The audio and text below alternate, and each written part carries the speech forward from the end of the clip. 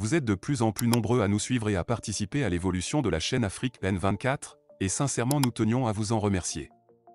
Nous lisons tous vos commentaires qui enrichissent le débat et vraiment nous vous demandons de nous soutenir, en aimant les vidéos pour une large diffusion, et pour continuer à avoir une ligne éditoriale indépendante, et vous proposer de nouvelles émissions toujours de plus en plus enrichissantes. Ne restons pas passifs, soyons actifs. Merci et à bientôt. Kolani Gaston, bonjour. Ferdinand, bonjour. Les amis, je vous ai 7 ans écouté et je voudrais vous remercier sincèrement pour tout ce que vous faites pour le Togo. Surtout Kolani, qui lui est sur le chaudron. Il vit avec le dictateur, il côtoie la dictature, donc il côtoie chaque jour que Dieu fait la mort. J'ai voulu aussi dire à Ferdinand, merci beaucoup, pour la simple raison qu'une fois dans la diaspora, lui n'a pas baissé les bras. C'est ce que j'ai beaucoup reproché au commandant François Boko. Quand on a côtoyé la dictature, quand on a dénoncé la dictature, et quand on a pris la poudre d'escampette pour sauver sa vie, on ne laisse pas le pays comme ça. Sauf qu'une fois arrivé en Europe, le commandant s'est muré dans un silence. Beaucoup m'ont dit que bon, il devrait aussi survivre, c'est vrai. Il faut aller chercher de quoi manger en Europe. Parce qu'on ne l'a pas aussi facilement comme beaucoup de proches de Faure Gnassingbé qui peuvent rester tout le mois à la maison, aller à la fin du mois chercher des tonnes d'argent, des tonnes de billets, comme si cela était normal. J'ai beaucoup apprécié ce comportement de Ferdinand parce que bon, quand on est en train de poursuivre quelque chose et que la personne ne s'est pas encore arrêtée, ben, il faut toujours continuer par la poursuivre. Il faut toujours continuer. Puisque Faure n'a pas encore arrêté de nous poursuivre. C'est à nous de le poursuivre maintenant. Et j'ai beaucoup aimé ce comportement de Ferdinand. Une fois dans la diaspora, bon, il pouvait dire qu'il va aller pousser les cartons, je ne sais pas quoi, chercher à vivre et ainsi de suite, comme tout le monde le fait. Il s'est dit, ok, bon, ce que je vais faire, je vais d'abord voir comment je peux lutter et ensuite voir comment je peux remplir ma poche et puis bon, par ricochet, aider ma femme, mes enfants et puis bon, ma famille rester au pays. Au départ, c'est ce que nous avions tous pensé. Étant étudiant, bon, tu fais tout ce que tu peux faire pour financer tes études et puis bon, tout à côté, tu essaies d'écrire un peu quelques articles pour dire aux autres que bon, je suis toujours là dans le combat. Et dans la diaspora des années 90 jusqu'à 2002, je peux dire qu'on pensait que beaucoup luttaient. Beaucoup ne luttaient pas. Ils voulaient au fait s'installer en Europe. Une fois qu'ils ont eu les papiers, tout le monde a laissé. Et non seulement ils ont laissé, ils se moquent de nous, qui continuent. Depuis que tu fais là, qu'est-ce que tu gagnes dans ça? Depuis que vous le combattez là, qu'est-ce que vous gagnez dans ça? Voilà le raisonnement des gens qui sont venus chez les autres apprendre. Des gens qui sont venus chez les autres, ils trouvent tout pimpant, tout joli. Et ils ne se posent pas la question. Mais qui a construit ça pour que tout soit pimpant, tout soit joli comme ça? Pour que nous en profitions. Je ne vais pas faire long, j'ai voulu d'abord dire merci à ces deux illustres Togolais et leur dire ceci. Quand je mets toujours la proposition mais après avoir félicité quelqu'un, cela ne veut pas dire que je veux détruire tout ce qu'il a fait. Non. Je veux lui dire, ou je veux leur dire, de voir s'il faille encore changer la manière de faire les choses.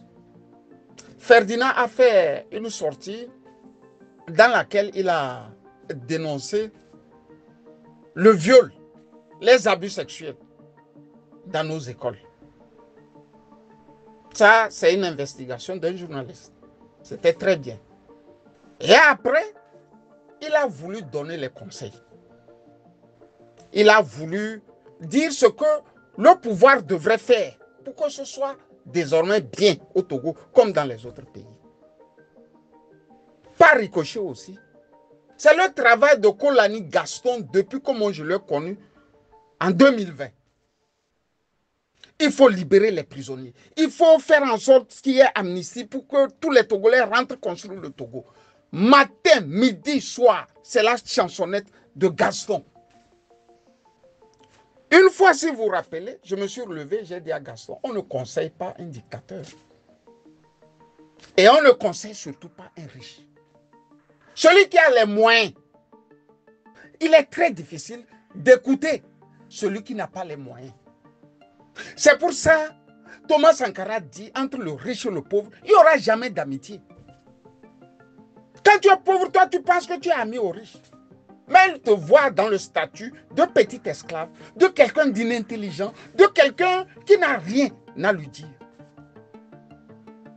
Et Ferdinand, tu as parlé, tu as dit comment on devrait sincèrement construire nos écoles, sincèrement travailler la psychologie de ceux-là qui doivent être les propriétaires de nos écoles et tutti quanti. Ferdinand, tu n'as jamais vu un riche qui ne connaît pas ce qui est beau. Depuis que tu es né là, tu n'as jamais vu un riche qui est goujat. Force sait tout ça là mieux que toi. L'équipe qui travaille tout autour de lui là, c'est tout ce que tu dis là mieux que toi. Parce que ces gens ont étudié en Europe. Avant même d'étudier en Europe, ils étaient dans des structures qui leur permettaient de voir ce qui est bon, ce qui est beau et ce qui est normal pour les autres. Tu les as vus faire? Non. Tu sais pourquoi il ne fait pas? Il ne fait pas parce que le jour où il va commencer par faire là, lui n'est plus au pouvoir. C'est ce qu'il pense. Hein? Le jour où il va commencer par faire du bien là, il se dit qu'il ne sera plus au pouvoir.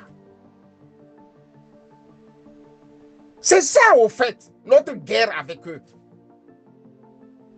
Tu n'arrives pas, Ferdinand, à comprendre que lui, il doit vivre.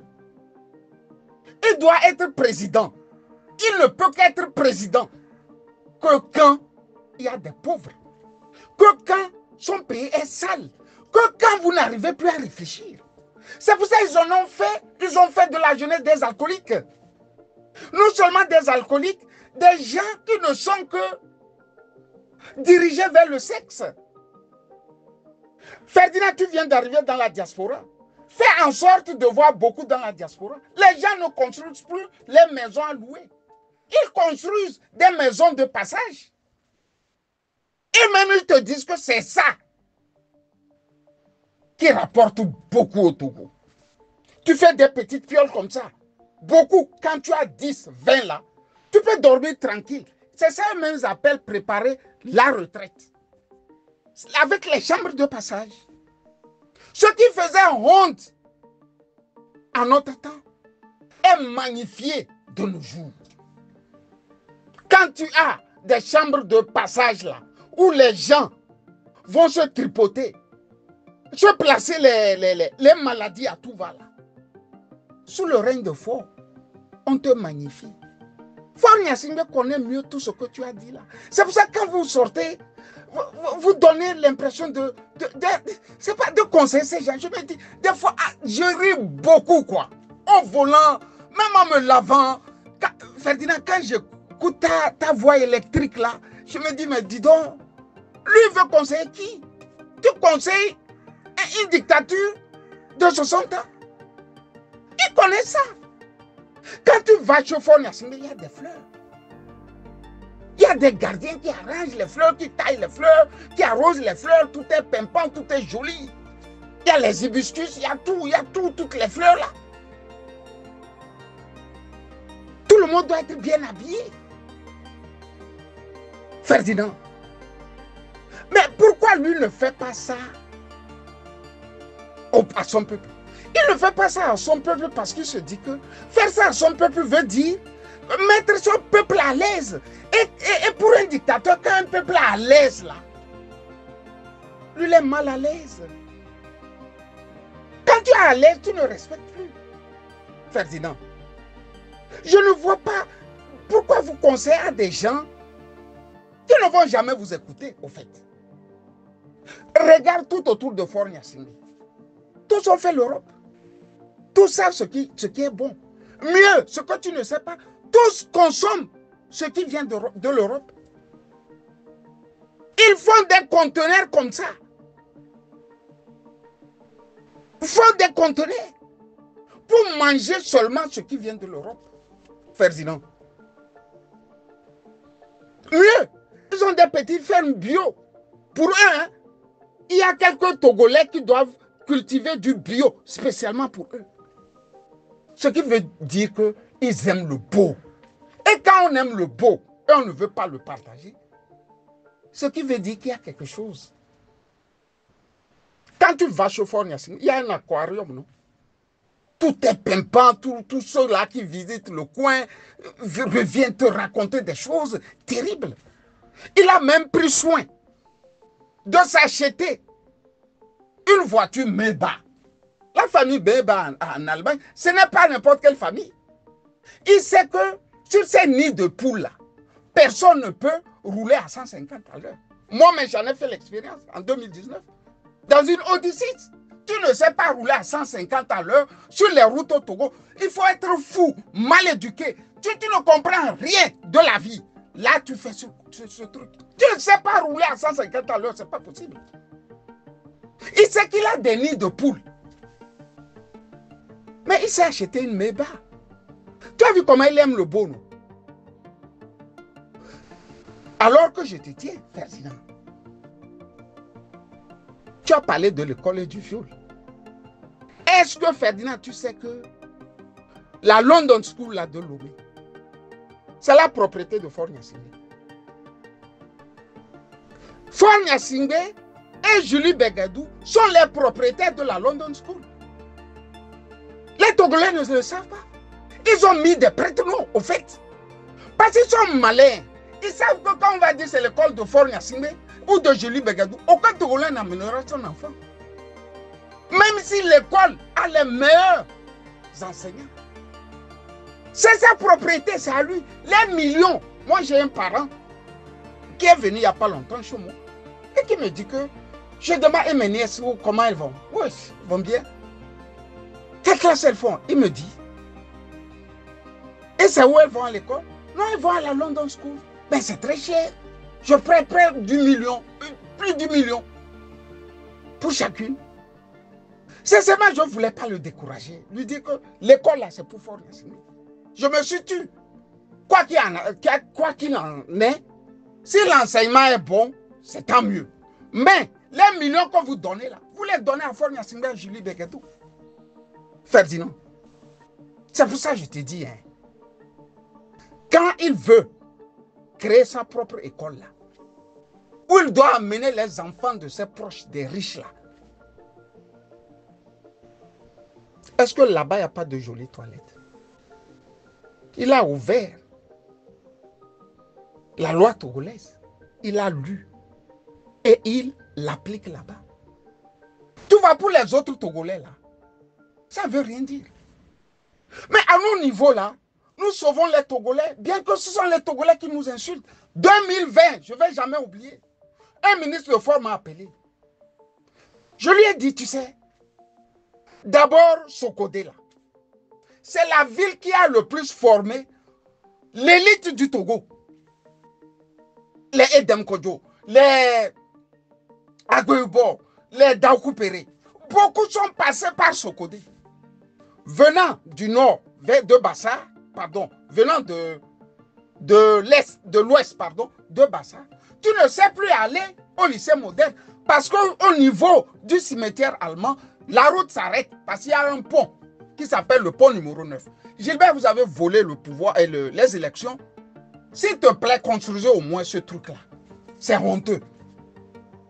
C'est en discutant avec lui sur l'école qu'il va me faire comprendre que Ils ont un plan pour bailler l'école publique pour 30 ans. C'est-à-dire, tu viens, tu arranges une salle de classe et tu bailles ça pour 30 ans. Tu arranges une école, tu bailles ça pour 30 ans. 30 ans, c'est toi qui es le propriétaire de l'école.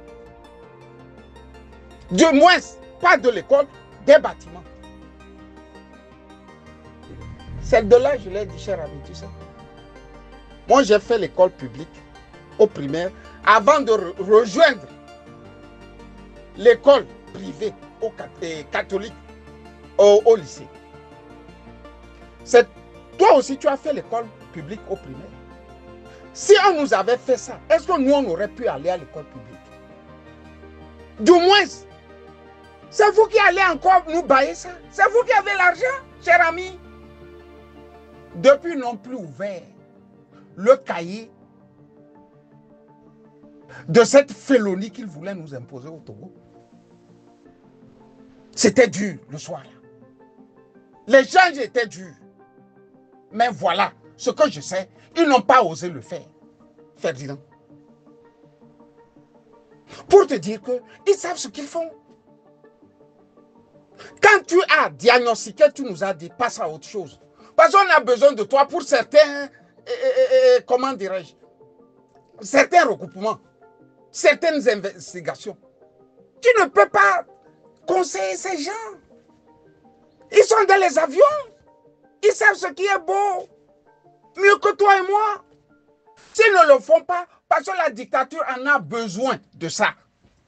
Tant qu'à Kolani, il a toujours dit, matin, midi, soir, il faut libérer les prisonniers. Il faut faire ceci ou cela. Mais quand les prisonniers sont libérés et quand il y a amnistie, Faure, lui, n'est plus président. On essaie de vous dire, vous n'arrivez pas à comprendre. Les prisonniers, ce sont ses otages personnels. C'est ça qui lui vaut le titre de dictateur. Pour les lecteurs de Lucky Luke, la bande dessinée de Lucky Luke. Moi, je suis un lecteur et je suis abonné. Et chaque bande vient dans ma boîte aux lettres. Parce que je suis abonné, je paie pour l'abonnement. Il y a un numéro dans Lucky Luke où par hasard, un oncle de Dalton, des 4 frères les plus voyous là, des États-Unis, a appris qu'il avait des neveux. Il est banquier, il est venu pour former ses neveux, les 4, Averell, Joe, Jack, William. Il veut les former à devenir des banquiers. Il les a formés. Aussitôt, il a fini de les former. Ils ont commencé par voler les clients. Voler les clients menacés. À un point, le petit là, le plus grand voyou de tous là, lui dit que non, ils ne sont pas nés eux pour être des économistes. Ils sont nés pour être des voyous. C'est au fait ça, Faure l'a signé. Si tu as fait Paris-Dauphine, si tu as fait George Washington, comment se fait-il que chez toi, au Togo là, il n'y a pas l'équivalent de George Washington ou de Paris-Dauphine? Quand vous allez dans le 16e à Paris, vous voyez Paris-Dauphine, c'est un truc bleu là, vraiment très joli quand même, c'est pas trop high-tech, mais vous voyez ça, c'est Paris-Dauphine. Et l'université Paris-Dauphine, en bleu, c'est des immeubles en bleu. Vous voyez? Pourquoi il ne fait pas le minimum? Il ne fait pas le minimum parce que le jour où lui deviendra un homme normal, comme toi, Ferdinand, ou Kolani Gasson, le pouvoir s'arrête. Kolani, il ne va pas libérer les prisonniers. Il ne va pas faire revenir les gens de la diaspora si on ne lui force pas. Si on ne force pas, il ne le fera pas. Et Adema avait initié tout le monde. Parce que nous étions dans la rue en 90, si vous vous rappelez. On était vent debout dans la rue. Il a amnistié jusqu'à amnistier Gilles Cruz Olympio. Et d'ailleurs, il n'a pas aussi amnistié Hitler un peu comme ça. La preuve, quand le pauvre est arrivé, ils n'ont pas tardé à le tirer dessus. Vous voyez, non? D'où vient-il que vous le suppliez à la limite? Faites ce que vous devrez faire pour les Togolais. Et cessez de supplier un dictateur. Hitler, pour arriver au pouvoir, était au pied de tous les industriels allemands. Une fois au pouvoir, il les a alignés derrière lui. Vous faites ce que moi je veux, pas ce que vous voulez. C'est la même chose. Ils connaissent le beau. S'ils ne veulent pas faire, c'est qu'ils se disent que le jour où ils vont faire, ils ne sont plus au pouvoir. C'est pour ça que la dictature a cette capacité. Sous les tropiques, bien sûr, parce qu'on a vu la dictature en Corée du Sud, au lendemain de la Seconde Guerre mondiale. Mais c'était au nom de la Corée du Sud. La preuve, même quand ils l'ont arrêté, leur dictateur par après, le juge a reconnu que tout ce qu'il avait fait, c'était pour la grandeur de la Corée du Sud, décimée par la guerre de Corée. Vous voyez? Il a été relâché, libéré, acclamé à la limite qu'il n'est pas un dictateur. Mais on a repris les statuts de Staline à Moscou. Non? On a recommencé par reconstruire toutes les statuts de Staline. Parce que les Russes se sont rendus compte que sans leur dictateur là, on aurait dépiécé les 17 millions de kilomètres carrés qu'a le pays. Les Occidentaux auraient mis ça en pièces détachées. Ils sont revenus, ils ont réhabilité leur dictateur. Mais sous les tropiques, le dictateur est égoïste. Il est faux, il pue le mal. Un officier va me raconter cette anecdote que je vous raconte. Ferdinand, toi et Gaston. Il dit ils ont fait ensemble avec Faure Gnassingbé à l'école primaire du camp. C'est là-bas qu'ils ont fait l'école primaire.